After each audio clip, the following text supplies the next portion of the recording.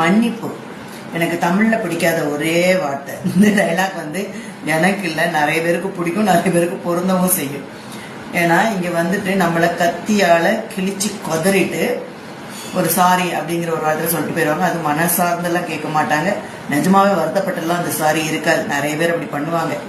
அதுவும் என்ன மாதிரி ஆட்களுக்கெல்லாம், என்ன மாதிரி நிறைய பேர் இருப்பீங்க. நிச்சயமா சாரியே கிடைக்காது. ஏன் கிடைக்காதுன்னா, அவங்க அவ்வளோ தப்பு பண்ணியிருப்பாங்க நம்ம கிட்ட, நம்மளை வார்த்தையால நோக்கடிச்சிருப்பாங்க. தப்பு அவங்க மேல இருக்கும். நம்ம கிட்ட சாரி சொன்னாலோ இல்ல ஒரு எக்ஸ்பிளனேஷன் கொடுத்தாலோ, அந்த சாரி கூட மனசார்ந்து இல்லை, அடுத்தவங்க சொல்றாங்கிறதுக்காக ஒரு சாரி சொல்ல வந்தாலோ இல்ல ஒரு வேலை எக்ஸ்பிளனேஷன் கொடுக்க வந்தாலோ நம்ம வச்சு செஞ்சு விட்டுருவோம். நல்லா தெரியும். அது நம்ம முகத்திலேயே இருக்கு. 10 சொர்ணாக்கா உள்ள இருக்காங்கிறது அவங்களுக்கு நல்லாவே தெரியும். ஸோ நம்ம நியாயமா பேசுவோம், வெளியே பேச முடியாத அவங்க முன்னாடிங்கிறதுக்காக நம்மளை ஹர்ட் பண்ணிட்டு போயிட்டே இருப்பாங்க. ஸோ சாரி, நம்மள மாதிரி ஆட்களுக்கு சாரியும் கிடையாது.